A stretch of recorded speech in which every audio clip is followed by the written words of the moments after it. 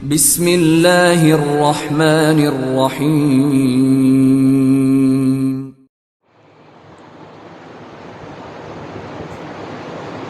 السلام عليكم ورحمة الله وبركاته. الحمد لله رب العالمين، والصلاة والسلام على أشرف المرسلين وعلى آله وصحبه وسلم. إن الحمد لله نحمده ونستعينه ونستغفره ونؤمن به ونتوكل عليه، ونعوذ بالله من شرور أنفسنا ومن سيئات أعمالنا.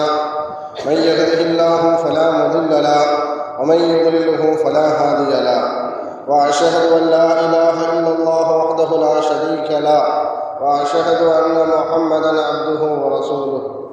أما بعد، فيا أيها الناس أوصيكم عباد الله وإياي أولا بتقوى الله. قال الله تعالى: يا أيها الذين آمنوا اتقوا الله حق تقاته ولا تموتن إلا وأنتم مسلمون. وقال تعالى أيضا: يا أيها الناس اتقوا ربكم الذي خلقكم من نفس واحدة وخلق منها زوجها وبث منهما رجالا كثيرا ونساء، واتقوا الله الذي تساءلون به والأرحام إن الله كان عليكم رقيبا. وقال تعالى أيضا: يا أيها الذين آمنوا اتقوا الله وقولوا قولا سديدا يصلح لكم أعمالكم ويغفر لكم ذنوبكم، ومن يطع الله ورسوله فقد فاز فوزا عظيما.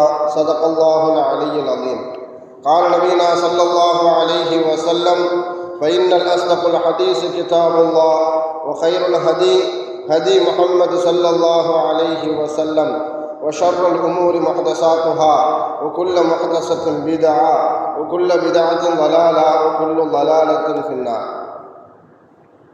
வார்த்தைகளில் சிறந்தது அல்லாஹ்வுடைய வார்த்தை என்றும், வழிகாட்டுதலில் சிறந்தது நபிகள் நாயகம் ஸல்லல்லாஹு அலைஹி வஸல்லம் அவர்களுடைய வழிகாட்டுதல் என்றும், காரியங்களில் மிக மிக கெட்டது மார்க்கத்தில் புதுமையை உண்டாக்குவது, ஒவ்வொரு புதுமையான காரியமும் வழிகேடுகள் அனைத்தும் உங்களை நரகில் கொண்டு போய் சேர்க்கும் என்று நமது நபி ஸல்லல்லாஹு அலைஹி வஸல்லம் அவர்கள் தங்களுடைய ஒவ்வொரு சொற்பொழிவிலும் இந்த மனித சமுதாயத்திற்கு ஞாபகப்படுத்தியதை இந்த நல்ல சந்தர்ப்பத்தில் இங்கு ஒன்று கூடி இருக்கின்ற உங்களுடைய சிந்தனையிலும் ஆரம்பமாக இந்த நபிமொழியை ஞாபகப்படுத்தி எனது உரையை ஆரம்பம் செய்கிறேன். அல்ஹம்துலில்லாஹ்.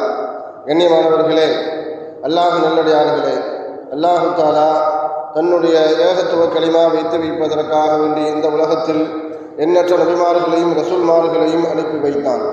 அவர்கள் அனைவர்களுமே அல்லாஹுடைய கட்டளையின்படி அவரவர்களுக்கு அனுப்பப்பட்ட சமுதாய மக்களிடத்தில் அல்லாஹுடைய ஏகத்துவ கலிமாவை ஏற்றி வைத்தார்கள். அத்தனை நபிமார்கள் மீதும் ரசூல்மார்கள் மீதும் இறுதியாக வந்த நமது நபி ஸல்லல்லாஹு அலைஹி வஸல்லம் அவர்கள் மீதும் அவர்களுக்கு இறங்கிய இறை செய்தியை கண்ணால் கொண்டும் காதால் கேட்டும் அப்படியே ஈமான் கொண்ட உத்தம சத்திய சஹாபாக்கள் சஹாபி பெண்மணிகளின் மீதும் அவர்களுக்கு பின்வந்த தாபீன்கள் தபா தாபீன்கள் இமாம்கள் நல்லோர்களின் மீதும் குறிப்பாக இந்த ஜும்மாவில் அல்லாஹ்வை பற்றியும் அவனுடைய தூதர் முஹம்மது நபி ஸல்லல்லாஹு அலைஹி வஸல்லம் அவர்களை பற்றியும் தெரிந்து கொள்வதற்காக வேண்டி இங்கு ஒன்று கூடியிருக்கின்ற உங்கள் மீதும் என் மீதும் உங்களது குடும்பத்தாரின் மீதும் எனது ஆதாரத்தின் மீதும் அல்லாஹுடைய சாந்தியும் சமாதானமும் திருப்பொருத்தமும் மன்னிப்பும் இன்றும் என்றென்றும் உண்டாவதாக என்று கூறி எனது உரையை ஆரம்பம் செய்கிறேன். அல்ஹம்துலில்லாஹ்.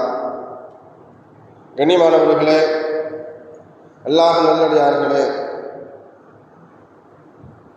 ஒரு முஸ்லிமுடைய வாழ்க்கையில் வணக்கம் என்பது நாம் செய்து கொண்டிருக்கக்கூடிய செயல்முறை வணக்கங்களாக செய்து கொண்டிருக்கக்கூடிய இது மாத்திரம் வணக்கம் அல்ல. மாறாக ஒரு முஸ்லிமனுடைய வாழ்க்கையில் வணக்கம் என்பது அதையும் தாண்டி அவனுடைய வாழ்க்கையில் எல்லா சந்தர்ப்பங்களிலும் எல்லா நிலைகளிலும் வணக்கம் இருக்கிறது என்பதை ஒரு முஸ்லிம் உணர்ந்து கொள்ள வேண்டும். ஏனென்றால் ஒரு முஸ்லிமனுடைய வணக்கத்திலிருந்து அல்லாஹு தஆலா எந்த வணக்கத்தை ஏற்றுக்கொள்வான் என்பதை பற்றியும், எந்த வணக்கத்தின் மூலமாக அல்லாஹு தஆலா அந்த அடியானுக்கு சொர்க்கத்தை கொடுப்பான் என்பதை பற்றி எந்த முஸ்லிமுக்கும் தெரியாது. ஒரு முஸ்லிமுக்கு அல்லாஹு தஆலா சொர்க்கத்தை கொடுப்பதாக இருந்தால் ஒரு அடியானுடைய ஒரு செயலின் மூலமாக செயலை ஒப்புக்கொள்வதன் மூலமாக அல்லாஹ் தஆலா அந்த அடியானுக்கு சொர்க்கத்தை கொடுப்பார். அந்த ஒப்புக்கொள்ளப்பட்ட செயல் எது, அந்த அமல் எது என்பதை பற்றி நமக்கே தெரியாது. என்ன ஸல்லல்லாஹு அலைஹி வஸல்லம் அவர்களிடத்துல ஒரு சஹாபி வந்து கேட்டார்கள், என்ன நம்மளுடைய வாழ்க்கையில் ஒவ்வொரு செயலும் அமலாக மாற வேண்டும், நம்மளுடைய ஒவ்வொரு நிலையிலும் அல்லாஹ்வுக்கு பிடித்தமானதாக மாற வேண்டும். அப்படி மாறும் பொழுது அதுதான் உண்மையான அமலாக இருக்கும் என்பதில் எந்த விதமான சந்தேகமும் இல்லை. ஸல்லல்லாஹு அலைஹி வஸல்லம் அவர்களிடத்தில் ஒரு சஹாபி வந்து கேட்பார்கள், யா ரசூலல்லாஹ் ஐயுன் நாஸி அஹப்பு இலல்லாஹ், அல்லாஹ்வுக்கு பிடித்தமான மனிதர் யார் என்பதாக ஸல்லல்லாஹு அலைஹி வஸல்லம் அவர்களிடத்தில் வந்து ஒரு சஹாபி கேட்டார்கள். அடுத்து தொடர்ச்சியாக ஸல்லல்லாஹு அலைஹி வஸல்லம் அவர்களிடத்தில் அந்த சஹாபி கேட்டார்கள், ஐயுல் அஅமாலி அஹப்பு இலல்லாஹ், அல்லாஹ்வுக்கு பிடித்தமான செயல் எது என்பதை குறித்தும் ஸல்லல்லாஹு அலைஹி வஸல்லம் அவர்களிடத்தில் அந்த சஹாபி கேட்டார்கள்.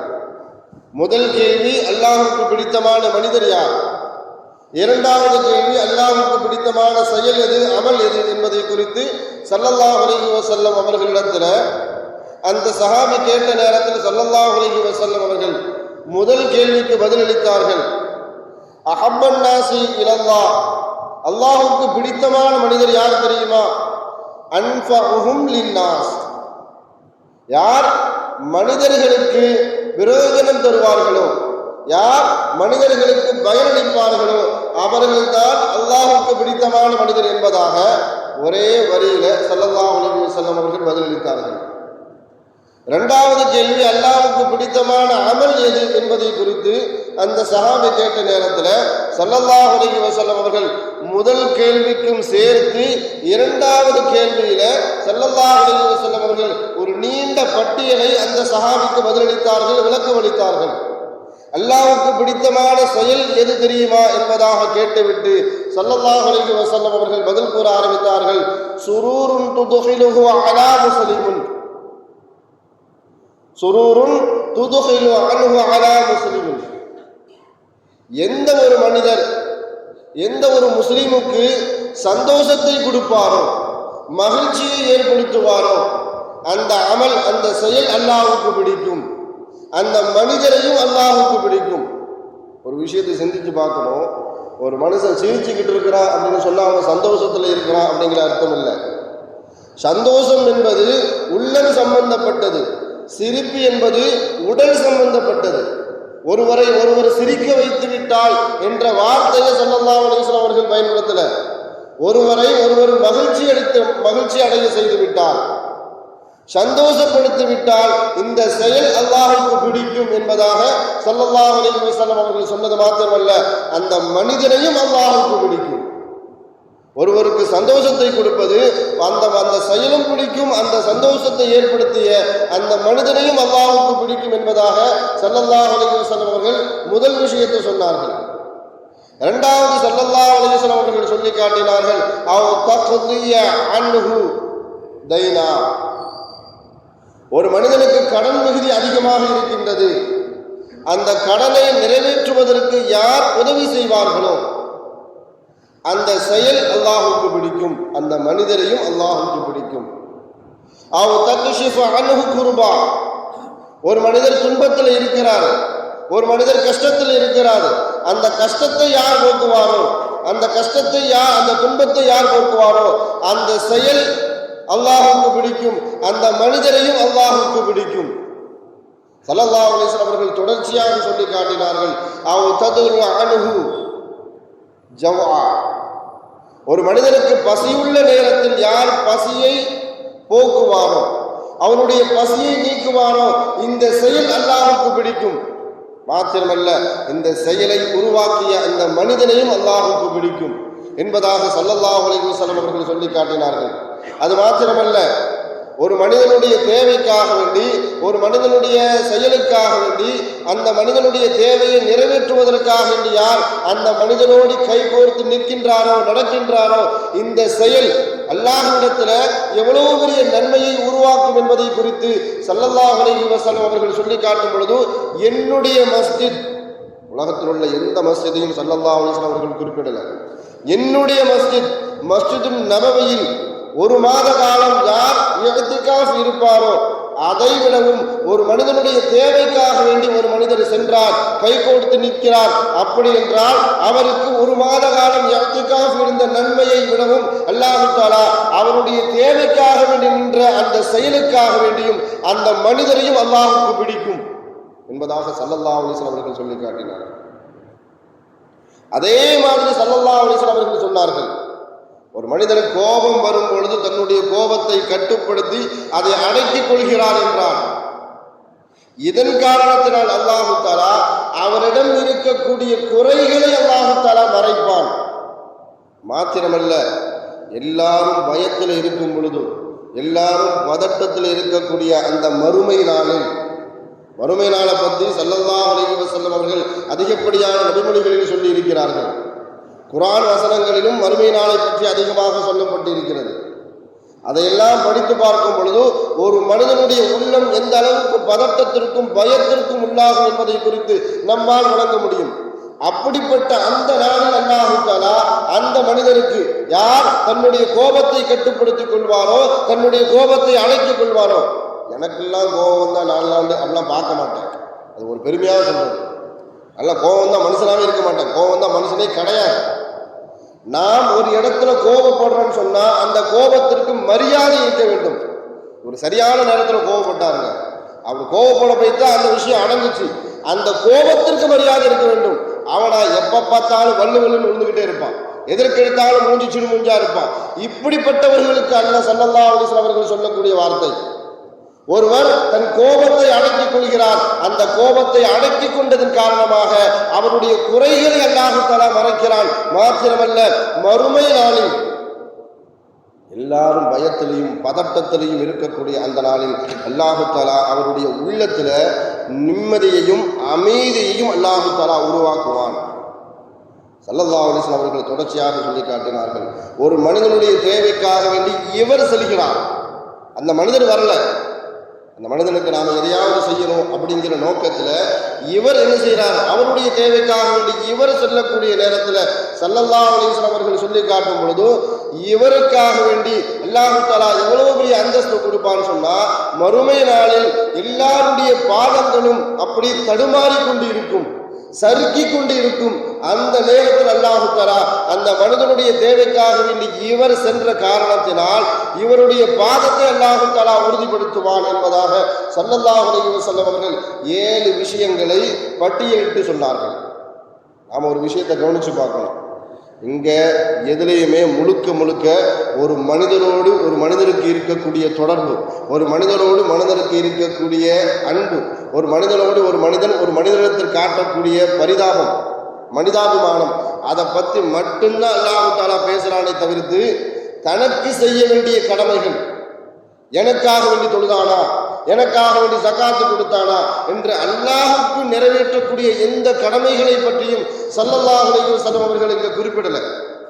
மனிதர்களுக்கு மனிதர் செய்யக்கூடிய கடமைகள் என்ன, தேவைகள் என்ன, மனிதனோடு இவர்களுடைய உறவு எப்படி இருக்கிறது, தொடர்பு எப்படி இருக்கிறது, அதை பற்றி மாத்திரமே ஸல்லல்லாஹு அலைஹி வஸல்லம் அவர்கள் சொல்லி காட்டினார்கள். நான் இன்னொரு விஷயத்தை தப்பா வழங்கிடக்கூடாது.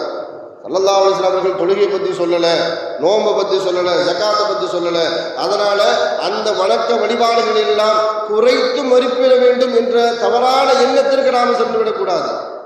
தொழுகை எப்படி ஒரு வணக்கமோ அதே மாதிரி ஒரு மனிதனுடைய கடமை நிறைவேற்றுவது ஒரு வணக்கம், ஜகாத் எப்படி ஒரு வணக்கமோ அதே மாதிரி ஒரு மனிதனுடைய பசியை நிறைவேற்றுவது ஒரு வணக்கம். அதே மாதிரி அல்லாஹ்வுக்காக வேண்டி செய்ய வேண்டிய கடமைகள் என்ன இருக்கிறதோ அதே மாதிரி அடியார்களுக்கு செய்ய வேண்டிய கடமைகளை நீ செய்வதன் மூலமாக அல்லாஹ் தஆலா உனக்கு சொர்க்கத்தை தருவான். அதனால தான் ஆரம்பத்தில் சொன்ன, நாம் செய்ய வேண்டிய கடமைகளில் செயல்முறை கடமைகளை மாத்திரம் வைத்து ஒரு மனிதனுக்கு அல்லாஹ் தஆலா சொர்க்கத்தை வழங்குவதில்லை. அதிகப்படியான செயல்கள் அந்த மனிதனிடத்தில் இது போன்ற அமல்கள் இருக்குமானால் அந்த அமலின் மூலமாக கூட, அந்த அமல் அல்லாஹ்வுக்கு பிடித்ததன் மூலமாக கூட அல்லாஹ் தஆலா அவர்களுக்கு சொர்க்கத்தை வழங்குவான் என்பதில் எந்த விதமான சந்தேகமும் கிடையாது. ஸல்லல்லாஹு அலைஹி வஸல்லம் அவர்கள் அல்லாஹ் தஆலா குர்ஆன்ல எல்லா ரஹ்மத்தல் லில் ஆலமீன் அப்படின்னு சொல்லுவாங்க. உங்களை உலகத்தார்களுக்கு அல்லாஹ் யாருக்கெல்லாம் ரப்போ, அல்லாஹ் எத்தனை படைப்படைகளை படைத்திருக்கிறானோ அவர்கள் எல்லாத்துக்குமே அல்லாஹ் ரப்பு. அந்த எல்லாத்துக்கும் ஸல்லல்லாஹு அலைஹி வஸல்லம் அவர்கள் ரஹ்மத்துல் லில் ஆலமீன். இப்படி சொன்னதுக்கு காரணமே எல்லா நிலைகளிலும் ஸல்லல்லாஹு அலைஹி வஸல்லம் அவர்கள் தங்களுடைய வாழ்க்கையில தன்னுடைய மௌத் வரைக்கும் நஷ்டம் கஷ்டம் எல்லாத்திலையுமே இன்ப துன்பம் எல்லா சூழ்நிலைகளிலுமே எல்லா சந்தர்ப்பங்களிலும் இன்னும் சொல்ல போன மெஹராஜில கூட தன்னுடைய சக்கராத்தினுடைய நிலைகளில் கூட இந்த சமுதாயத்தை பற்றி சிந்தித்து பார்த்தார்கள். இந்த சமுதாயத்தை குறித்து அதிகமான அளவுக்கு ஸல்லல்லாஹு அலைஹி வஸல்லம் அவர்கள் கவலைப்பட்டார்கள். அதன் காரணத்தினாலே அல்லாஹு தஆலா ரஹ்மத்துல் லில் ஆலமீன் எங்கள் மக்களுக்கு அருள்குடையாக நாம் உங்களை அனுப்பி வைத்திருக்கிறோம் என்று சொன்னால் ஸல்லல்லாஹு அலைஹி வஸல்லம் அவர்கள் சொல்லி காட்டினார்கள். என்னிடத்துல ஒரு மலக்கு ஒரு தடவை வந்தார். என்னிடத்துல ஒரு மலக்கு வந்தார். அந்த மலக்கு வந்து என்னிடத்துல ஒரு விஷயத்தை சொன்னார். உங்களுக்கு அல்லாஹு தஆலா 2 விஷயத்தை தந்திருக்கிறான். அந்த 2ல் ஒன்றை மாத்திரம் நீங்கள் தேர்ந்தெடுக்க வேண்டும். இந்த 2ல் எதையாவது ஒன்றை நீங்கள் என்ன செய்யணும், தேர்ந்தெடுக்க வேண்டும் என்பதாக ஸல்லல்லாஹு அலைஹி வஸல்லம் அவர்களிடத்தில் வந்த ஒரு மலக்கு இந்த செய்தியை ஸல்லல்லாஹு அலைஹி வஸல்லம் அவர்களிடத்தில் சொல்லி காட்டினார்கள். யா ரசூலல்லாஹ், அது என்ன விஷயம் அப்படின்னு கேட்குறாங்க சஹாபாக்கள். அல்லாஹு தஆலா என்னிடத்துல தேர்ந்தெடுக்கக்கூடிய ஒரு உரிமையை, ஒரு வாய்ப்பை அல்லாஹு தஆலா எனக்கு தந்தான். முதல் விஷயம் என்னன்னு சொன்னா, உங்களுடைய சமூகத்தில் இருக்கக்கூடிய அனைத்து மக்களிலும் பாதி பேர் நான் சொர்க்கத்துக்கு அனுப்பிடுவேன். பாதி பேருடைய நிலைமை அதை குறித்து உங்களுக்கு எந்த விதமான கவலையும் வேண்டாம், எந்த விதமான கேள்விகளுக்கும் நீங்கள் செய்யக்கூடாது. பாதி பேர் சொர்க்கம், அவர்களுக்கு நிரந்தர சொர்க்கம் நான் என்ன செஞ்சிருவேன், உறுதி செஞ்சிருவேன். மீறி இருக்கக்கூடிய பாதி பேருடைய நிலையை குறித்து நீங்கள் என்னிடத்தில் கேள்வி கேட்கக்கூடாது. ஒரு விஷயம். 2வது விஷயம் என்னன்னு சொன்னா, உங்களுடைய சமூக மக்களுக்காக நீங்கள் சிபாரிசு செய்யக்கூடிய அந்த உரிமை, அந்த வாய்ப்பு, 2ல் எது வேணும்னு கேட்ட உடனே ஸல்லல்லாஹு அலைஹி வஸல்லம் அவர்கள் யோசிக்காமல் பதில் சொன்னார்கள்.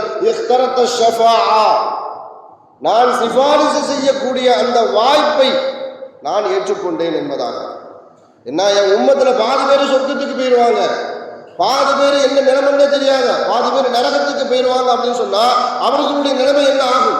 அதனால தான் நான் எதை தேர்ந்தெடுத்தேன் என்றால், நான் சிபாரிசு செய்யக்கூடிய அந்த பொறுப்பை, அந்த வாய்ப்பை நான் தேர்ந்தெடுத்தேன். அதன் மூலமாக கடகோடியில் இருக்கக்கூடிய அல்லாஹ்வுக்கு இணை வைக்காத எந்த ஒரு முஸ்லிமாக இருந்தாலும் சரி, அவனுடைய உள்ளத்துல கடுகளவு ஈமான் இருந்தாலும் அவரை நான் நரகத்திலிருந்து காப்பாற்றி சொர்க்கத்திற்கு அனுப்பி வைத்து விடுவேன். எனக்கு கொடுக்கப்பட்ட அந்த ஷஃபாஅத் மூலமாக, சிபாரிசு செய்யக்கூடிய அந்த உரிமையின் மூலமாக நான் அதை தேர்ந்தெடுத்தேன் என்பதாக ஸல்லல்லாஹு அலைஹி வஸல்லம் அவர்கள் சொல்லி காட்டினார்கள். நிறைய பேர் மார்க்கத்தை அப்படி சுருக்கிடுறோம். நமக்கு தகுந்த மாதிரி என்ன செய்ய சொன்னால், இதுதான் மார்க்கம் அப்படின்னு நாமளே ஒரு எல்லைக்குள்ள ஒரு வட்டத்தை போட்டு அதில் உட்கார்ந்துக்கிறோம். ஸல்லல்லாஹு அலைஹி வஸல்லம் அவர்கள் உட்கார்ந்து இருக்கக்கூடிய ஒரு சபையை கடந்து ஒரு வாலிபர், தடகாத்தமான ஒரு வாலிபர்கள் கடந்து செல்கிறார். அவரை பார்த்து இருக்கக்கூடிய சுத்தி இருக்க சஹாபாக்கள்லாம் சொன்னாங்க, யா ரசூலல்லாஹ், இவர் மாத்திரம் அல்லாஹ்வுடைய பாதையில் ஃபீ சபீலில்லாஹ் கலந்து கொண்டார், எவ்வளவு நல்லா இருக்கும், எவ்வளவு நன்மையை பெற்றுக்கொள்வார். நான் ஒவ்வொருவருடைய கண்ணோட்டமும் ஃபீ சபீலில்லாஹ்னு சொன்னால் இதுதான் ஃபீ சபீலில்லாஹ், அல்லாஹ்வுடைய பாதை என்று சொன்னால் ஒவ்வொருவர்களும் ஒவ்வொரு விஷயத்தை கையில் எடுத்திருக்கிறாங்க. ஃபீ சபீலில்லாஹ்னா இதுதான் அப்படி என்பதாக அப்படி நினைத்து கொண்டிருந்த சஹாபாக்களுக்கு ஸல்லல்லாஹு அலைஹி வஸல்லம் அவர்கள் எப்படி விளக்கி கொடுத்தான்னு சொன்னா, ஃபீ சபீலில்லாஹ் போர் செய்யறது மாத்திரம் அல்லாஹ்வுடைய பாதை அல்ல. அவர் எங்க போறாருன்னு பாருங்க. அவர் தன்னுடைய குடும்பத்திற்காக வேண்டி, தன்னுடைய வயதுக்கு வராத தன்னுடைய பிள்ளைகளுக்காக வேண்டி, உழைப்பதற்காக வேண்டி, சம்பாத்தியத்திற்காக வேண்டி, வேலைக்காக வேண்டி செல்கிறார். இதுவும் ஃபீ சபீலில்லாஹ் தான் அப்படின்னு சொன்னாங்க ஸல்லல்லாஹு அலைஹி வஸல்லம் அவர்கள். அது மாத்திரமல்ல, தன்னுடைய வயதான பெற்றோருக்காக வேண்டி யாராவது சம்பாத்தியத்திற்காக வேண்டி சென்றால் அதுவும் ஃபீ சபீலில்லாஹ் தான், அதுவும் அல்லாஹ்வுடைய பாதையில தான் இருக்கிறார். தனக்காக வேண்டி செல்கிறார். நான் எந்த காரணத்தை கொண்டும் மௌத்து வரைக்கும் யார்கிட்ட கை நீட்டி என்ன செய்ய மாட்டேன், என்னுடைய தேவைக்காக வேண்டி நிற்க மாட்டேன். நான் என்னுடைய தேவையை நிறைவேற்றிக் கொள்வதாக இருந்தால் என்னுடைய சம்பாத்தியத்திலிருந்து, என்னுடைய உழைப்பிலிருந்து, அதில் வரக்கூடிய பைசாவை கொண்டு, காசை கொண்டு நான் என்னுடைய தேவைகளை நிறைவேற்றிக் கொள்வேன். எந்த காரணத்திற்காகவும் யாருடைய வாசலில் எனக்கு இதை தாங்க அப்படின்னு யார்ட்டையுமே நிற்க மாட்டேன். அதற்காக வேண்டி ஒருவர் வேலைக்கு செல்கிறார், உழைப்புக்காக வேண்டி செல்கிறார், அவரும் ஃபீ சபீலில்லாஹ், அவரும் அல்லாஹ்வுடைய பாதையில தான் இருக்கிறார் என்பதாக ஸல்லல்லாஹு அலைஹி வஸல்லம் சொன்னார்கள். தனக்காக வேண்டி அல்ல, தன்னுடைய பெற்றோர்களுக்காக வேண்டி அல்ல, தன்னுடைய பிள்ளைகளுக்காக வேண்டி அல்ல, மனைவி மாத்திரமே இருக்கிறார். மனைவிக்காக வேண்டி ஒருவர் உழைப்பை தேடி செல்கிறார், சம்பாத்தியத்திற்காக வேண்டி செல்கிறார் என்றால் அவரும் ஃபீ சபீலில்லாஹ், அவரும் அல்லாஹ்வுடைய பாதையில் தான் இருக்கிறார் என்பதாக ஸல்லல்லாஹு அலைஹி வஸல்லம் அவர்கள் அல்லாஹ்வுடைய பாதை என்றால் என்ன, ஃபீ சபீலில்லாஹ் என்றால் என்ன என்பதை குறித்து சஹாபாக்களுக்கு ஸல்லல்லாஹு அலைஹி வஸல்லம் அவர்கள் தெளிவுபடுத்தினார்கள். சொன்னா நாம நம்மளுடைய வணக்கத்தை ஒரு வட்டத்துக்குள்ள கொண்டு வர போய் தான் மற்ற விஷயங்கள்லாம் நம்ம கண்ணுக்கே தெரிய மாட்டேங்குது.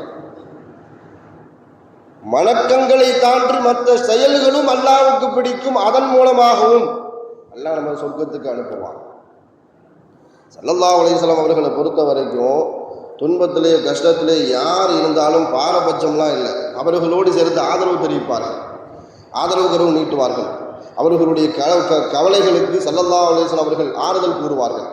அது சின்ன குழந்தையாக இருந்தாலும் சரி, பெரிய மனிதர்களாக இருந்தாலும் சரி, யாராக இருந்தாலும் சரி. அனஸ் ரலியல்லாஹு தஆலா அவர்களுடைய வீட்டுக்கு ஸல்லல்லாஹு அலைஹி வஸல்லம் அவர்கள் அடிக்கடி போவாங்க. அனஸ் ரலியல்லாஹு அவர்களுடைய தம்பி அபூ உமைர் ஒரு சின்ன பையன், அவனை பார்க்கும் போதெல்லாம் அவன்கிட்ட பேசிட்டு உட்காந்துட்டு வருவாங்க. ஒரு தடவை போகிறாங்க, வீட்டுக்கு போகிறாங்க, கவலையாக இருக்கிறார் அந்த சின்ன பையன். வீட்டில் உள்ளவங்கள்ட்ட கேட்குறாங்க, ஏன் அபூ உமைர் ரொம்ப கவலையாக இருக்கிறாரு? அவர் வளர்த்த ஒரு சிட்டுக்குருவி என்ன செஞ்சிருச்சு? மௌத்தா போயிருச்சு. அவர் வளர்த்த ஒரு சிட்டுக்குருவி மௌத்தா போயிருச்சு, அதனால் அவர் கவலையாக இருக்கிறார். நாமளாக இருந்தால் என்ன செய்வோம்? புதைச்சிட்டு அடுத்த வேலையை பார்க்க வேண்டியதானே. நான் ஸல்லல்லாஹு அலைஹி வஸல்லம் அவர்களுக்கு எந்த தேவையும் இல்லை. அந்த பையன் பக்கத்தில் போய் உட்கார்ந்தாங்க, தலையை தடவி கொடுத்தார்கள். ஏன் அபூ உமைர் என்னாச்சு, ஏன் கவலையாக இருக்கிற? அந்த மணலை சொல்லோடி அந்த சிறுவர் கூறுகிறார், என் சிட்டுக்குருவி செத்து போச்சு. அந்த சின்ன பையனுக்கு ஸல்லல்லாஹு அலைஹி வஸல்லம் அவர்கள் ஆறுதல் கூறினார்கள், கவலைப்படாத, இன்னொரு சிட்டுக்குருவி வாங்கிக்கலாம். அந்த மாதிரி அந்த விஷயத்தை ஒரு பறவை இறந்ததற்காக வேண்டி ஸல்லல்லாஹு அலைஹி வஸல்லம் அவர்கள் ஒரு சின்ன பையன்கிட்ட போய் உட்கார்ந்து என்ன செய்கிறாங்க? ஸல்லல்லாஹு அலைஹி வஸல்லம் அவர்கள் உன் கஷ்டம் என் கஷ்டம் மாதிரி, உன்னுடைய துன்பம் என் துன்பம் மாதிரி அந்த பையன்கிட்ட போய் உட்கார்ந்து ஸல்லல்லாஹு அலைஹி வஸல்லம் அவர்கள் பேசுகிறார்கள். நம்மளுடைய நிலைமையை பார்த்தோன்னு சொன்னால் ரொம்ப மோசமாக இருக்கு.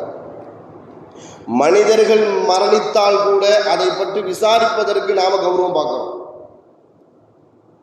மரணித்த ஒரு மனுஷன் இறந்து போயிட்டாருன்னு சொன்னால் அவருடைய அக்கௌண்ட்டை நாம் மூடிடுவோம், எல்லாம் மூடிடுவோம். சக்கராத்தருடைய நிலை வந்துட்டுன்னு சொன்னாலே அவருக்கும் இந்த பூமிக்கு உண்டான எந்த தொடர்பும் இருக்காது, எந்த விதமான நன்மையும் செய்ய முடியாது, எந்த விதமான தீமையும் செய்ய முடியாது. மரம் மௌத்தா போயிட்டாரு இருந்தாலும் அவருடைய அக்கௌண்ட்டை, அவருடைய பாவ கணக்கை நாம் என்ன செய்யறது? திரும்ப எடுத்து வச்சு பேசுறது. மோசமான ஆளு மௌத்தா போயிட்டாரு இருந்தாலும் அல்லாஹ் மூடிய கணக்கை நாம என்ன செய்யறது? ரீஓபன் பண்ணி அதை பற்றி நாம் பேசி நம்மளுடைய பாவத்தை நாம் சம்பாதிக்கிறது. அல்லாஹ் இதைத்தான் தப்புன்னு சொல்றான். ஒரு மூத்தாகிவிட்டால் அதன் மூலமாக அவர்களுக்கு நீங்கள் பயனளிக்க வேண்டும், ஜனாசாவில் கலந்து கொண்டு. நம்மளுடைய நிலைமை என்னன்னு சொன்னால், நமக்கு தோதுவான நேரத்தில் ஜனாசா வந்துடுச்சுன்னு சொன்னால் அதில் மாத்திரம். அப்படி இல்லைன்னு சொன்னால் எனக்கு கடையில் வேலை இருக்குது, ஆஃபீஸில் வேலை இருக்குது, அங்கே வேலை இருக்குது, இங்கே வேலை இருக்குது, ஜனாசாவை பார்த்து விட்டு மாத்திரம் நாம் சொல்கிறோம். ஜனாசாவை போய் நான் பார்த்து வந்துட்டேன் ஏன்னு சொன்னால் ஸல்லல்லாஹு அலைஹி வஸல்லம் அவர்கள் சொன்ன அந்த கீராத்தினுடைய நன்மை, உஹது மலை இருக்கக்கூடிய அந்த நன்மை நமக்கு எந்த தேவையும் இல்லை அப்படிங்கிற மாதிரி நாம நடந்துக்கிறோம். இரவு நேரத்தில் ஜனாசா வந்தாலோ அல்லது மகரிப்புக்கு பிறகு ஜனாசா வந்தாலோ நிறைய பேரை நம்மளால பார்க்க முடியல. இன்னும் சொல்ல போனால் அந்த பேர் சொந்தக்காரனாக இருந்தால் மட்டும்தான் ஜனாசாக்க வருவாங்க. எல்லாம் பாதுகாப்பு. ஒரு முஸ்லீம் மௌத்தாகிவிட்டால், மரணித்து விட்டால் அவனுக்கு செய்ய வேண்டிய கடமை 13 கடமை. அதில் அவருக்காக வேண்டி, அந்த ஜனாசாவுக்காக வேண்டி நாம துவா செய்யணும். யா அல்லாஹ் இப்படி வாழ்ந்துட்டாரு, அவர் மன்னிச்சிரு, அவரை மன்னிச்சிரு. நாம கேட்கும் பொழுது நம்மளுடைய பாவத்தை அல்லாஹ் என்ன செய்வான்? மன்னிப்பது மாத்திரமல்ல, 2 கீராத் நன்மை ஜனாசாவில் கலந்து கொண்டால் மாத்திரமல்ல, அடிக்கடி உங்களுக்கு ஞாபகப்படுத்துறேன், ஜனாசாவில் கலந்து கொண்டால் ஒரு கீராத், ஜனாசாவை அடக்க முடிகிற வரைக்கும் நின்று சொன்னால் 2 கீராத். 2 கீராத் நண்பன் சொன்னது 2 உஹது மலை அளவு, கிட்டத்தட்ட 44 கிலோமீட்டர் தொலைவுள்ள ஒரு நன்மையை அல்லாஹ் தஆலா நமக்கு தருவதற்கு தயாராக இருக்கிறான்னு சொன்னா அதன் மீது எந்த ஆசையும் இல்லை, எந்த நோக்கமும் இல்லை, எந்த தேவையும் இல்லை. அப்படிங்கிற மாதிரி நாம நடந்து கொள்றோம். ஆனால் ஒரு பறவை இறந்ததற்காக வேண்டி ஸல்லல்லாஹு அலைஹி வஸல்லம் அவர்கள் ஒரு ஆளுக்கு சென்று நலம் விசாரிக்கிறார், துக்கம் விசாரிக்கிறாங்கன்னு சொன்னால் அந்த பண்பு நம்மள்கிட்ட இருக்குதா இல்லையா? ஒரு மனிதர் இறந்ததற்காக வேண்டி அவர்கள் நீங்கள் பரவாயில்லப்பா அவர் போயிட்டாங்க நாங்கள்லாம் இருக்கிறோம் அப்படின்னு சொல்லிட்டு முசாஃபா செஞ்சு கை வச்சுட்டு வர்றதில்ல. நீண்ட நாள் பகையாக இருப்போம், நம்ம தேடுவாங்க. இத்தனை நாள் பகையாக இருந்தால் நம்ம ஜனாசால கலந்துக்கிட்டானா நம்மளுடைய உறவுக்காரர்கள் தேடுவாங்க. அதே மாதிரி நிறைய பேர் நோய் விசாரிப்பதற்கு செல்றதே கௌரவத்திற்காக வேண்டி, கடமைக்காக வேண்டி. என் சம்பந்தக்காரர் படுத்துட்டாரு, படுக்கப்படுத்தி ஆக்கிட்டாரு, போகலன்னா தப்பாகும். என் தம்பிக்கு சம்பந்தக்காரர் என்ன செஞ்சிட்டார், உடம்பு சரியில்லாமல் இருக்கிறார், ஹாஸ்பிட்டலில் இருக்கிறார், போகலைன்னா என் தம்பி கோவிச்சுக்குவான். இப்படி ஒவ்வொரு உறவுகளையும் சொல்லி அவர்களுக்காக வேண்டி நான் போகலைன்னா தப்பாகும் அப்படிங்கிற எண்ணம் தான் வருகிறதே தவிர நாம போய் விசாரிச்சா ஸல்லல்லாஹு அலைஹி வஸல்லம் அவர்கள் சொல்லக்கூடிய சுபச்செய்தியை பார்த்தாலே அந்த அளவுக்கு நோய் விசாரிப்பதற்காக வேண்டி சொல்லக்கூடிய மனிதர்களுக்கு அல்லாஹு தஆலா கொடுக்கக்கூடிய அந்தஸ்து எவ்வளவு பெரிய அந்தஸ்து அல்லாஹு தஆலா ஏற்படுத்துறான். முதல்ல நம்முடைய பாவத்திற்காக வேண்டி காலையில் ஒரு மனிதர் ஒருவரை நோய் விசாரிப்பதற்காக வேண்டி சொன்னால் 70,000 மலக்குமார்கள், நீ தொழலை, ஜகாத் கொடுக்கல, எதுவுமே செய்யலை, வெறும் என்ன சொர்க்கத்திற்காக வேண்டி, பாவ மன்னிப்புக்காக வேண்டி, அவருடைய சந்தோஷத்திற்காக வேண்டி சொன்னால் நீண்ட நாள் படுக்கையிலே இருப்பாது. நல்லது கெட்டது, ஒரு பெருநாள் தொழுகை, ஒரு ஜனாசா தொழுகை, ஒரு கல்யாணம், எதுலேயுமே கலந்துக்க முடியாது. அவரே வீட்டில் இருப்பார், எல்லாமே அல்லாஹ் பாதுகாக்கணும், எல்லாம் பெட்லேயே நடக்கும், நல்லது கெட்டது எல்லாமே. அந்த மாதிரி சூழ்நிலையில நாம போய் அவரை போய் பார்த்துட்டோம் அப்படின்னு சொன்னா அவருக்கு சந்தோஷமா இருக்கும். என்ன இந்த மனிதர் பார்க்க வந்தார், இந்த விஷயத்தை தான் ஸல்லல்லாஹு அலைஹி வஸல்லம் அவர்கள் சொல்லி காட்டினார்கள். சுரூருன் துதுகுலு அலா முஸ்லிமின், ஒரு முஸ்லிமை நீ சந்தோஷப்படுத்திட்டே அப்படின்னு சொன்னா உனக்கு சொர்க்கம் உறுதி, சொர்க்கத்தை அல்லாஹ் தஆலா உறுதி செய்து விடுவான் என்பதாக ஸல்லல்லாஹு அலைஹி வஸல்லம் அவர்கள் சொல்லி காட்டினார்கள். மாத்திரமல்ல, ஒருவரை நோய் விசாரிப்பதற்காக வேண்டி செல்லும் பொழுது காலையில 70,000 மலக்குமார்கள், மாலையில போறீங்க அப்படின்னு சொன்னா மாலையில 70,000 மலக்குமார்கள். நாம தொழுக முடிஞ்சிட்டு கூட நம்ம பாவத்திற்காக வேண்டி நாம பாவ மன்னிப்பு தேடுறதில்லை. ஆனால் நமக்காக வேண்டி 70,000 மலக்குமார்கள் அல்லாஹ் தஆலா பாவ மன்னிப்பு கேட்க வைக்கிறான்னு சொன்னா அது எவ்வளவு பெரிய நன்மை. மாத்திரமல்ல, இவருக்காக வேண்டி சொர்க்கத்தில் ஒரு மரம் நடப்படுகிறது, அதன் மூலமாக அதில் கிடைக்கக்கூடிய கனிகளை இவருடைய பெயரால் பாதுகாத்து வையுங்கள், மலக்குமார்களுக்கு கட்டளை இடப்படுகிறது. நாம நோய் விசாரிக்க செல்வதன் காரணத்தினால் அங்க போய் உட்கார்ந்து எப்படி வந்துச்சு, ஏன் வந்துச்சு அப்படின்னு விசாரிக்காம லா பஅஸ தஹூரன் இன்ஷா அல்லாஹ். ஸல்லல்லாஹு அலைஹி வஸல்லம் அவர்கள் நோய் விசாரிப்பதற்காக வேண்டி செல்லக்கூடிய நேரத்தில் அவரிடத்துல என்ன பேசணும் அது குறித்தும் மார்க்கம் சொல்ல தடப்பட்டு இருக்கிறது. லா பஅஸ தஹூரன் இன்ஷா அல்லாஹ், இந்த நோயா வந்திருக்கு அப்படின்னு பயம் காட்டாம, இதெல்லாம் ஒண்ணுமே இல்லைங்க, அல்லாஹ் உங்களுக்கு என்ன செஞ்சிருவான், சரியாக்கி வச்சிருவான். அஸ்அலல்லாஹுல் அலீம், நான் அல்லாஹ்விடத்துல, மகத்தான அல்லாஹ்விடத்துல கேட்கிற ரப்புல் அரிஷில் அலீம், அரிஷின் அதிபதியாக இருக்கக்கூடிய அந்த மகத்தான அல்லாஹ்விடத்துல நான் கேட்கிறேன், ஐ யஷ்ஃபியேக், எல்லாம் உங்களுக்கு நிவாரணத்தை தருவான், இந்த நோய் குணமாகிடும். 7 தடவை அந்த மனிதர்களுக்கு பக்கத்துல உட்கார்ந்து ஓதுங்க. ஸல்லல்லாஹு அலைஹி வஸல்லம் அவர்கள் நமக்கு கற்றுத்தந்த வழிமுறை. இப்படி ஓதிட்டீங்கன்னு சொன்னா மலக்குமார்கள் நம்ம பார்த்து சொல்லுவாங்களா, ஓ அடியானே, உனக்குண்டான அந்த இடத்தை, சொர்க்கத்தில் உனக்குண்டான இடத்தை நீ முன்பதிவு செய்து விட்டாய். நோய் விசாரிக்க போகிறதுனால ஒருவருக்கு சொர்க்கம் கிடைக்கும் அப்படின்னு சொன்னா இந்த வாய்ப்பை நாம ஏன் தொலைக்கணும், இந்த வாய்ப்பை நாம ஏன் மிஸ் பண்ணோம்? சிந்திச்சு பார்க்கலாம். ஒருவர் மார்க்க கல்வியின் மூலமாக சமூகத்திற்கு எப்படி பயனளிக்க வேண்டும் என்பதை குறித்தும் ஸல்லல்லாஹு அலைஹி வஸல்லம் அவர்கள் இந்த சமூகத்திற்கு அதிகப்படியான அளவுக்கு வழிகாட்டி இருக்கிறார்கள். புகாரி ஷரீஃபை நாம் எடுத்து பார்க்கிறோம். அவர்களுடைய தியாகம் இல்லை, மார்க்க பணி இல்லைன்னு சொன்னால் இவ்வளவு கால ஹதீஸ் நம்ம கையில் கிடைச்சிருக்குமான்னு சொல்லி தெரியாது. எழுதியிருக்கக்கூடிய ஃபிக்ஹ் சட்டங்கள், எத்தனையோ இமாம்கள் கல்விக்காக வேண்டி தன்னுடைய வாழ்நாள் முழுவதையும் அதற்காக வேண்டியே செலவழித்தார்கள். எத்தனையோ இமாம்களை, எத்தனையோ மார்க்க அறிஞர்களை உதாரணமாக காட்ட முடியும். ஒரு மார்க்க அறிஞர்கிட்ட ஒரு பெண்மணி போய் கேட்குறாங்க, என் சகோதரர் மூத்தாகிவிட்டார், என் சகோதரர் மூத்தாகிவிட்டார், 600 திரகம் அவருடைய சொத்து, அவருடைய சொத்துல இருந்து எனக்கு ஒரே ஒரு திரகம் தான் கிடச்சிருக்குது, இது நியாயமா, இது சரிதானா, சரியத்து சட்டப்படி இது சரியா அப்படின்னு கேட்குறாங்க. முன்ன பின்ன ஒன்றுமே சொல்லலை. என் சகோதரருக்கு 600 திரகம் சொத்து, அதில் இருந்து எனக்கு ஒரே ஒரு திரகம் மாத்திரமே கிடைத்திருக்கிறது, இது சரியா தப்பா, அதை மட்டும் சொல்லுங்க. அவர் கொஞ்ச நேரம் அமைதியாக இருந்துட்டு மறுபடியும் அந்த பெண்மணிகிட்ட பேச ஆரம்பிக்கிறாங்க. உனக்கு உன் சகோதரர்கிட்ட ஒரு திரகம் தான் கிடைச்சிருக்கு, அப்படி தானே? உன் சகோதரனுக்கு 600 திரகம் சொத்து, அதுலேருந்து உனக்கு ஒரே ஒரு ரூபா ஒரு திரகம் கிடைச்சிருக்குது. அப்படி என்றால் உன் சகோதரனுக்கு ஒரு மனைவி, 2 பெண் குழந்தைகள், ஒரு தாய், 12 சகோதரர்கள், ஒரு சகோதரி, அது நீ கரெக்டா அப்படின்னு கேட்குறாங்க. சரியா? அந்த பெண்மணி அப்படி திகைச்சு ஆச்சரியத்தில் அப்படி ஆமா அப்படின்ட்டாங்க. முன்னாடி பின்னாடி ஒண்ணுமே சொல்லல. சகோதரனுடைய சொத்தை வைத்து மாத்திரம் இவளுக்கு கிடைச்சது சரியா தப்பா அப்படிங்கிற விஷயத்த அந்த மார்க்க அறிஞர் சரியாக சொல்லிவிட்டார். அப்படின்னா உனக்கு ஒரு திரகம் கரெக்டு தான் அப்படின்ட்டாங்க. அந்த பெண்மணி என்ன கிடைச்சிருக்கிறான்னு சொன்னா கூட கிடைக்கணும், அவங்க என்ன ஏமாத்திட்டாங்க அப்படிங்கிற எண்ணத்துல வந்துதான் கேட்கவே வந்திருக்கிறாங்க அந்த பெண்மணி. ஆனா இந்த மார்க்க அறிஞர் சொல்றார், உனக்கு ஒரு திரகம் அது சரிதான். எப்படி சரி? விளக்கத்தை சொல்லுங்க. எனக்கு ஒரு திரகம் கிடைச்சிருக்கு அப்படின்னு சொன்னா எப்படி சரி, அதற்குண்டான விளக்கத்தை சொல்லுங்கள் என்பதாக அந்த மார்க்க அறிஞரிடம் அந்த பெண்மணி கேட்கிறாங்க. விளக்கத்தை சொல்றேன், கேட்டுக்கோ. உன்னுடைய சகோதரனுக்கு ஒரு மனைவி, ஆனா பிள்ளைகள் 2 பொம்பளை பிள்ளைங்க இருக்கிறதுனால 600ல் 8ல் ஒரு பங்கு, அதாவது 75 தீனார், 75 திரகம், அது உங்களுடைய அண்ணன் பஞ்சாரி உங்க மைனிக்கு 75 திரகம் கொடுத்தணும், 8ல் ஒரு பங்கு. அதே மாதிரி 2 பொம்பளை பிள்ளைங்க இருக்கிறாங்க, 600ல் 3ல் 2 பங்கு, 600ல் 3ல் 2ன்னு சொன்னா 400 திரகம் அந்த 2 பிள்ளைக்கும் கொடுத்தரணும். 200 திரகம் எவ்வளோ ஆச்சு?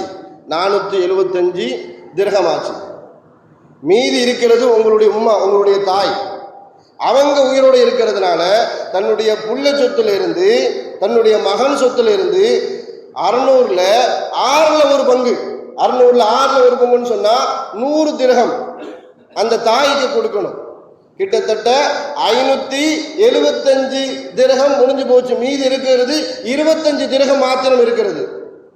அந்த இறந்து போன சகோதரர்களுக்கு 12 சகோதரர்கள் 25 திரகத்தை ஆளுக்கு 2 திரகம் கொடுத்துட்டோன்னு சொன்னா 24 திரகம் முடிஞ்சு போச்சு.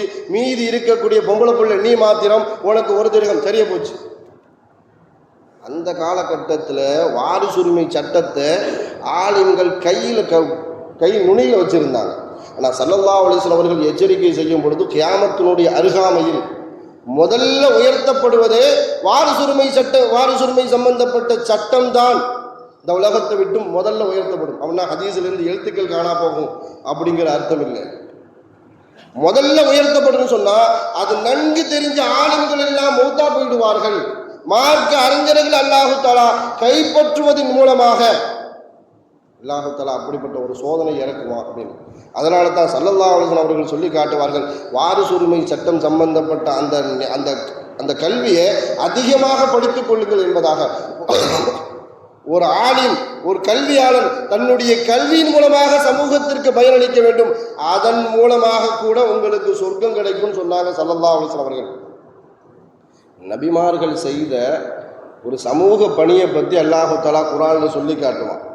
எப்படிப்பட்ட சமூக பணி அப்படின்னு சொன்னால், மூசா அலைஹிஸ்ஸலாம் அவர்கள் மிஸ்ரில் இருந்து தப்பிச்சு மதியனுக்கு வராங்க. நபி பட்டம் கொடுக்கறதுக்கு முன்னாடி 20 வயசு ஒரு ஆளை அடித்தாங்க. இவங்க அடி பலமாக இருந்துச்சா அல்லது அவன் பலகீனமாக இருந்தாலும் சில செத்து போயிட்டான். இது ஒரு பெரிய கேஸு, இது ஒரு பெரிய வழக்காகி மிகப்பெரிய பிரச்சனை ஆகிற நேரத்தில் மூசா அலைஹிஸ்ஸலாம் அவர்கள் மிஸ்ரில் இருந்து மதியனத்துக்கு வந்துட்டாங்க. பயங்கரமான பசி, கடுமையான தாகம். ஒரு இடத்துல பார்க்குறாங்க, மக்கள் எல்லாம் ஒரு கிணத்துல உட்கார்ந்து என்ன செய்கிறாங்க, தண்ணி எடுத்துக்கிட்டு இருக்கிறாங்க. ஒரு 2 பெண்மணி மாத்திரம் தனிமையில் நிற்கிறாங்க. அவர்களுக்கு யாரும் உதவி செய்கிற மாதிரி இல்லை. அவங்கவுங்க வராங்க, தண்ணி எடுத்துகிட்டு போயிட்டே இருக்கிறாங்க. இந்த 2 பெண்மணிகளை அந்த மக்கள் கண்டுகொள்ளலை. தாங்கள் தண்ணி எடுத்து முடிச்ச உடனே அந்த கிணத்தை மூடி வச்சுட்டு போயிட்டாங்க. அந்த கிணத்தை மூடுன்னு சொன்னால் அவ்வளோ பெரிய ஒரு கல், அது ஊரே சேர்ந்து நகுட்டினா தான் அதிகமான மனிதர்கள் சேர்ந்து நகர்த்தால் மாத்திரமே நகர்த்த முடியும். இந்த மாதிரி நேரத்தில் மூசா அலைஹிஸ்ஸலாம் பார்க்குறாங்க, இந்த 2 பெண்மணிகளுக்கும் உதவி செய்கிறதுக்கு யாருமே இல்லையே. அந்த மூடின கிணத்தை மூசா அலைஹிஸ்ஸலாம் அவர்கள் தனி ஒரு ஆளாக அந்த கல்லை அப்படி நகர்த்தி தன்னுடைய பசி, தன்னுடைய தாகம் அதையெல்லாம் மீறி அந்த பெண்களுக்கு மூசா அலைஹிஸ்ஸலாம் அவர்கள் தண்ணீரை இறைத்து கொடுத்தார்கள். அந்த பெண்மணிகள்கிட்ட எந்த வார்த்தையுமே பேசலை. இவங்க போனாங்க, தன்னுடைய தந்தை ஷுஐப் அலைஹிஸ்ஸலாம் அவர்கள்ட்ட பேசுகிறாங்க, நாங்கள் ஒரு வலிமை மிக்க ஒரு மனிதரை பார்த்தோம், ஒரு வலிமை மிக்க மனிதனை பார்த்தோம். அல்லாஹ் குர்ஆன்ல பதிவு செய்யும் பொழுது குவ்வத்துல் அமீன் இந்த வார்த்தை அல்லாஹ் தஆலா பதிவு செய்வான். ஒரு வலிமை மிக்க ஒரு மனிதரை பார்த்தோம் அப்படின்னா அவரை நம்ம வீட்டு வேலைக்கு வச்சுக்கிட்டீங்கன்னு சொன்னால் நமக்கு ரொம்ப தோதுவாக இருக்கும் அப்படின்னு இந்த 2 பெண்மணிகளும் ஷுஐப் அலைஹிஸ்ஸலாம் நபியாக அனுப்பப்பட்ட ஷுஐப் அலைஹிஸ்ஸலாத்து நபி சொல்கிறாங்க. அந்த நபி என்ன சொல்கிறாங்கன்னு சொன்னால், மூசா அலைஹிஸ்ஸலாத்தை கூப்பிட்டுவாங்க, நம்ம வீட்டு வேலைக்கு வச்சுக்கலாம், அவர் ஒத்துக்கிட்டா அப்படின்னு. இவங்க வராங்க. வரும் பொழுது தங்கள் தந்தை இடத்துல பேசின வார்த்தையை சொல்லி காட்டுறாங்க. அப்போ இந்த 2 பெண்மணியும் சொன்ன நேரத்தில் மூசா அலைஹிஸ்ஸலாம் சொல்றாங்க, நான் முன்னாடி போறேன், நீங்க பின்னாடி வாங்க, பின்னாடி இருந்து வழி சொல்லுங்க. நான் வழி காட்டுறதுல அப்படி நேர் மாற்றம், நமக்கு வழி தெரியல அப்படின்னு சொன்னா நான் சொல்லுவோம், நீங்க முன்னாடி போங்க, உங்களை ஃபாலோ பண்ணி நாங்கள் வரோம் அப்படின்னு தான் சொல்லுவோம். நான் மூசா அலைஹிஸ்ஸலாம் சொல்றது, நான் முன்னாடி போறேன், நீங்க பின்னாடி உட்கார்ந்து வழி சொல்லுங்க. எந்த அளவுக்குன்னு சொன்னா, நீங்க எங்கிட்ட பேசக்கூட வேண்டாம், அப்ப எப்படி வழி சொல்ல முடியும்? பேசாம ஒரு ஆளுக்கு எப்படி வழி சொல்ல முடியும்? மூசா அலைஹிஸ்ஸலாம் சொன்னாங்க, வலது பக்கம் திரும்பணும்னு சொன்னா வலது பக்கத்தில் ஒரு கல்லத்துக்கு போடுங்க, நான் வலது பக்கத்தில் திரும்புறேன். இடது பக்கத்தில் திரும்ப வேண்டிய சூழல் வந்தா இடது பக்கத்தில் ஒரு கல்லத்துக்கு போடுங்க. ஏன் இப்படி சொல்றேன்னு சொன்னா, காற்று அதிகமா இருக்குது, நீங்க 2 பேரும் முன்னாடி போறீங்க, அந்த நேரத்தில் உங்களுடைய ஆடைகள் விலகிருச்சுன்னு சொன்னா பார்வை தப்பா விழுந்துடக்கூடாது, பார்வை தப்பா விழுந்துடக்கூடாது என்ற காரணத்தினால தான் நான் இப்படி சொல்றேன் அப்படின்னு மூசா அலைஹிஸ்ஸலாம் அவர்கள் இதை பார்த்துட்டு தான் அந்த 2 பெண்மணிகளும் வீட்டில் போய் சொல்றாங்க, அவர் குவத்தான மனிதர் மாத்திரமல்ல நம்பிக்கைக்குரிய மனிதராக இருக்கிறார் அப்படின்னு சொன்ன உடனே ஷுஐப் அலைஹிஸ்ஸலாத்துக்கு மூசா அலைஹிஸ்ஸலாத்தை பற்றி உண்டான ஒரு நல்லெண்ணம் என்ன செய்யறாங்கன்னு சொன்னா, மூசா அலைஹிஸ்ஸலாத்துல ஒப்பந்தம் பேசுறாங்க, எங்கிட்ட வேலை செய்யுங்க, எங்கிட்ட வேலை செஞ்சீங்க அப்படின்னு சொன்னா ஒரு 10 வருஷம் அல்லது 8 வருஷம், அது உங்களுடைய விருப்பம். எனக்கு 8 வருஷம் வேலை செய்யணும், ஆனால் 10 வருஷம் நீங்க செஞ்சீங்கன்னு சொன்னா அதையே மகராக நான் எடுத்துக்கொண்டு என் 2 பிள்ளைல ஏதாவது ஒரு பிள்ளை என்ன செஞ்சிடறேன், உங்களுக்கு நான் திருமணம் முடிச்சு வச்சிடறேன் என்பதாக மூசா அலைஹிஸ்ஸலாத்திற்கும் ஷுஐப் அலைஹிஸ்ஸலாத்திற்கும் வியாபார ஒப்பந்தம், திருமண ஒப்பந்தம். மகருக்காக வேண்டி 10 வருஷத்துக்கு முன்னாடியே தன்னுடைய உழைப்பை மூசா அலைஹிஸ்ஸலாம் அவர்கள் மகராக செலவழித்தார்கள். இதை பற்றி ஸல்லல்லாஹு அலைஹி வஸல்லம் அவர்கள் சொல்லி காட்டும் பொழுது, யா அபூதல் கிஃபாரி, யாராவது உன்னிடத்தில் வந்து மூசா அலைஹிஸ்ஸலாம் அவர்கள் ஷுஐப் அலைஹிஸ்ஸலாத்திடத்தில் எத்தனை வருஷம் வேலை பார்த்தாங்க அப்படின்னு கேட்டா நீங்கள் தயக்கம் இல்லாமல் சொல்லுங்கள், நபிமார்களுடைய ஒரு பணி, ஒரு எண்ணம், அவர்களுடைய செயல்பாடு என்னன்னு சொன்னா அதிகப்படியானதையே நபிமார்கள் தேர்ந்தெடுப்பார்கள். மூசா அலைஹிஸ்ஸலாம் அவர்கள் 10 வருஷம் தன்னுடைய மாமனார்கிட்ட வேலை பார்த்து ஒரு பொண்ணை விழிக்கிறாங்க. 2வது சொல்லி காட்டுறாங்க ஸல்லல்லாஹு அலைஹி வஸல்லம் அவர்கள், யா அபூதல் கிஃபாரி, அந்த 2 பெண்மணிகளில் யாரை மூசா அலைஹிஸ்ஸலாம் அவர்கள் திருமணம் செய்து கொண்டார்கள் என்று யாராவது உன்னிடத்தில் கேட்டால் அந்த சகோதரியில சின்ன பொண்ணை முடிச்சாங்கன்னு சொல்லுங்க, அக்காவை இல்லை தங்கச்சியை திருமணம் முடித்தார்கள் என்பதாக நீங்கள் சொல்லுங்கள் என்பதாக ஸல்லல்லாஹு அலைஹி வஸல்லம் அவர்கள் சொல்லி காட்டினார்கள். ஒரு சமூக பணி அப்படின்னு சொன்னால் அந்த சமூக பணியின் மூலமாக மக்களுக்கு எந்த அளவுக்கு நம்மளால் பயன் தர முடியுமோ, நம்மளுடைய கல்விகளை கொண்டோ, நம்மளுடைய வியாபாரத்தை கொண்டோ, நம் துறை சார்ந்த விஷயங்களை கொண்டோ மக்களுக்கு பயனளித்தால் அதன் மூலமாக கூட அல்லாஹு தஆலா நமக்கு சொர்க்கத்தை தருவான் என்பதைத்தான் ஸல்லல்லாஹு அலைஹி வஸல்லம் அவர்கள் நமக்கு பாடமாக வாழ்ந்து காட்டிவிட்டு சென்றிருக்கிறார்கள். அதை அப்படியே பின்பற்றி வாழக்கூடிய நல்ல சமூக சமூகத்தில் அல்லாஹு தஆலா நம் அனைவரையும் சேர்த்து அருள் புரிவானாக. வாழும் காலமெல்லாம் மருத்துவமனை கஷ்டங்கள், அதன் செலவுகள், சிரமங்கள் அனைத்தையும் விட்டும் அல்லாஹு தஆலா நம்மை பரிபூர்ணமாக பாதுகாப்பானாக. வாழும் காலமெல்லாம் நோய் நொடிகள் இல்லாமல் உடல் ஆரோக்கியத்தோடு மன நிறைவோடு இன்பத்தோடு அல்லாஹுவை நின்று வணங்கி வழிபட்டும் வாழும் நசீபை எல்லாம் அல்லாஹ் உங்களுக்கும் எனக்கும் நம்மை ஈண்டெடுத்த தாய் தந்தையர்களுக்கும் நம் மனைவி மக்கள் உற்றார் உறவினர் யாவருக்கும் கொடுத்து அருள் புரிவானாக என்று கூறி எனது வார்த்தையை நிவர்த்தி செய்கிறேன். வாஹிரு தாவானா அல்ஹம்துலில்லாஹி ரப்பில் ஆலமீன். அஸ்ஸலாமு அலைக்கும் வரஹ்மத்துல்லாஹி வபரகாத்துஹு.